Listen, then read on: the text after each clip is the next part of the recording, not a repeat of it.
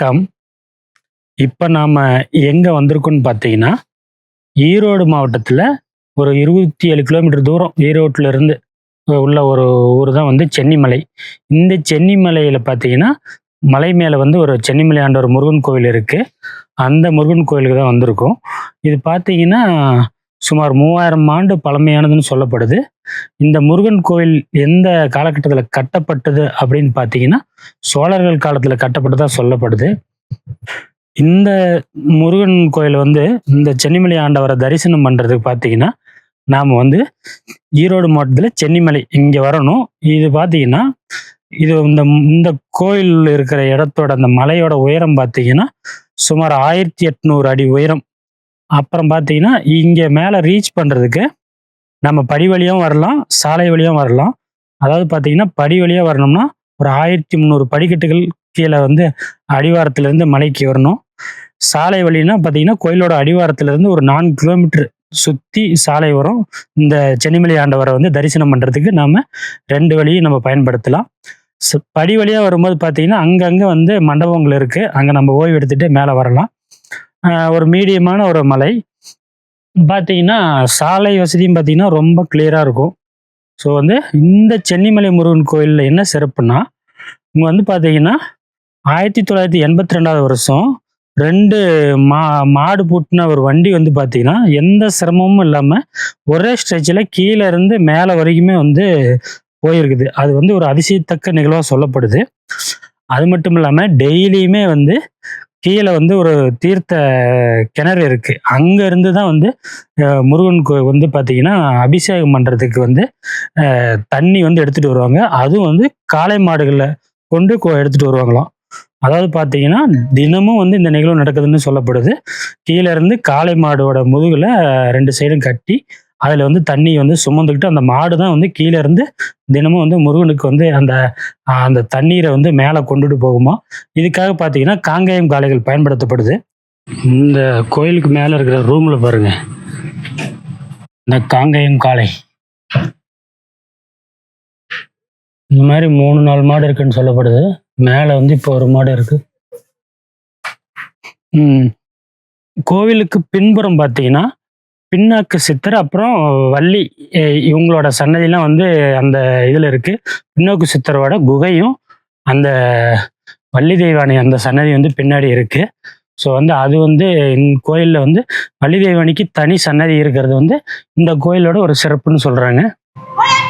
கோவில் நுழைவாயிலு பார்த்தீங்கன்னா, காருக்கு ரூ. 20யும் பைக்குக்கு வந்து ரூ. 10 வந்து நுழைவு கட்டணமா வசூலிக்கிறாங்க. அதாவது கோயில் அடிவாரத்திலே வசூல் பண்ணிருவாங்க. இந்த என்ட்ரன்ஸுக்கு பக்கத்துல தான் வந்து அந்த தீர்த்த கிணறு இருக்கு. பார்த்தீங்கன்னா தெரியும். ரொம்ப பெரிய கிணறுங்க. தீர்த்த கிணறு. அப்புறம் வந்து கிணத்துக்கு வந்து படி சுத்தி வந்து எல்லாம் செவுரு கட்டி டோர்லாம் போட்டு வச்சிருக்காங்க. ஸோ இந்த தீர்த்த கிணறுல இருந்து தான் தினமும் வந்து அந்த காளைகள் மூலியமா வந்து சென்னிமலை ஆண்டவருக்கு வந்து தீர்த்தம் கொண்டு போறதா சொல்லப்படுது. காங்கேயம் காளைகளை கொண்டு. நம்ம மேல காளையும் பார்த்தோம், கீழே வந்து அந்த கிணத்தையும் பார்த்தாச்சு. இருந்து மேல மலைக்கு வந்து பஸ் வசதியும் ரெகுலரா இருக்கு போலுங்க. மேல ஒரு 2 பஸ் இருந்துச்சு, கீழே ஒரு பஸ் இருக்கு. ஸோ தைப்பூச டைம்லாம் வந்து களகட்டும் இந்த சென்னிமலை. கீழேயும் வந்து நல்ல பார்க்கிங் ஸ்பேஸு, மேலேயும் வந்து நல்ல பார்க்கிங் ஸ்பேஸ். கோவிலோட லெஃப்ட் சைடு பார்த்தீங்கன்னா வெறும் ஊரா இருக்கும், பில்டிங்ஸா. ரைட் சைடு பார்த்தீங்கன்னா நிறைய தோப்பா இருக்கும். பாருங்க, ஃபுல்லா வந்து கீழே வந்து மலைக்கு அடிவாரத்தில் வந்து ஃபாரஸ்டா இருக்கு. அப்புறம் வந்து அந்த அதுக்கு அடுத்து வந்து தென்னை மரம், அப்புறம் வந்து நிறைய மேக்சிமம் தென்னை மரமா இருக்கு. இந்த சென்னிமலை பார்த்தீங்கன்னா பல ஏக்கர் பரப்பளவு கொண்ட ஒரு ரிசர்வ் ஃபாரஸ்ட்டுங்க. ஈரோடு டிஸ்ட்ரிக்ட்ல இருக்கிற ஒரு காப்பு காடு. அப்புறம் சென்னிமலை இல்லாமல் அங்கங்கே வந்து மலையை சுற்றி வந்து சின்ன சின்ன மலை குன்றுகளையும் இங்கே நம்ம பார்க்க முடியும். நல்ல பசுமையாக இருக்கு. ஒரு ஈவினிங் டைமு அந்த சூரிய அஸ்தமனம் டைமில் ரொம்ப அழகாக இருக்குது.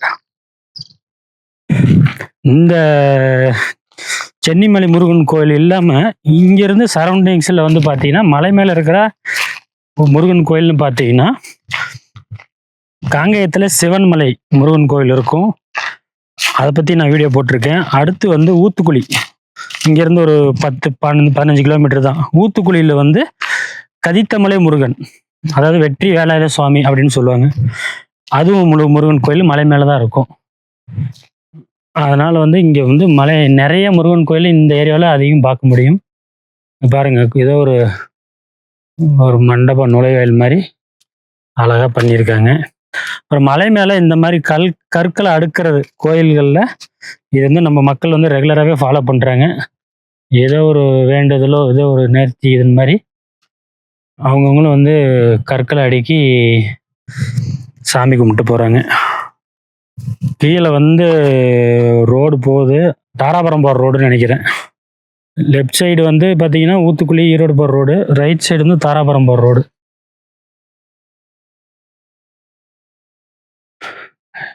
இந்த முருகன் கோவில் பார்த்தீங்கன்னா சோழர்கள் காலத்தில் கட்டப்பட்டு அப்புறம் பின்னாடி வந்து அப்பப்போ வந்து இந்த கோயில் வந்து மேம்படுத்தப்பட்டிருக்கு.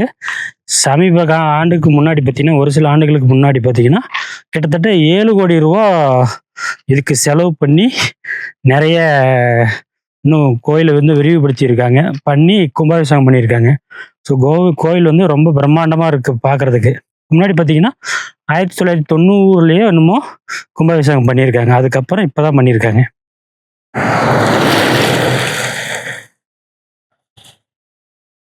கோவிலுக்கு வர சாலை பார்த்தீங்கன்னா ஒரு 4 கிலோமீட்டர் மலை அடிவாரத்தில் இருந்து நல்ல அகலமான சாலை, புது ரோடு தான். ஆனால் வந்து ஹேர்பின் பெண்டாக இருக்கும். ஒரு 7-8 ஹேர்பின் பெண்டு. அவ்வளோ டேஞ்சர்லாம் கிடையாது. ஆனால் வந்து 20 கிலோமீட்டர் ஸ்பீட் லிமிட்டில் தான் வரணும்னு போட்டிருக்கு. ஏன்னா வந்து எல்லாமே ஹேர்பின் பெண்டாக இருக்குது. கோவிலோட மலையோட லெஃப்ட் சைடு பார்த்தீங்கன்னா வெறும் பில்டிங்ஸாக இருக்குது. இதுதான் வந்து சென்னிமலை நகரம். ஸோ ஈரோடு மாவட்டத்தில் ஒரு முக்கியமான ஒரு ஊர். இந்த சென்னிமலையில் பார்த்தீங்கன்னா பிரதான தொழில்னு பார்த்தீங்கன்னா விவசாயத்தில் வந்து தேங்காய், அப்புறம் வந்து தொழிலில் வந்து பார்த்தீங்கன்னா இந்த பெட்ஷீட்டு, அப்புறம் வந்து துண்டு, வேஷ்டி, இந்த மாதிரியான ஐட்டங்கள்லாம் வந்து நிறைய இங்கே வந்து தயார் பண்ணுறாங்க. சென்னிமலை ஜமக்காலங்கிறது வந்து ரொம்ப ஃபேமஸ்ஸு. ஸோ நிறைய இங்கேருந்து எக்ஸ்போர்ட் ஆகுது. ஸோ வந்து டெக்ஸ்டைல் பேஸ்டு பிஸ்னஸ் தான் வந்து இங்கே ரொம்ப அதிகம். கோவிலுக்கு முன்னாடி பார்த்தீங்கன்னா ஒரு பெரிய வேலு ரொம்ப அழகாக இருக்குது. அப்படியே இந்த பக்கம் பார்த்தீங்கன்னா சென்னிமலை ஆண்டவர் வந்து சென்னிமலை மக்களுக்கு டெய்லி வந்து ஆசீர்வாதம் பண்ணிட்டு இருக்காரு.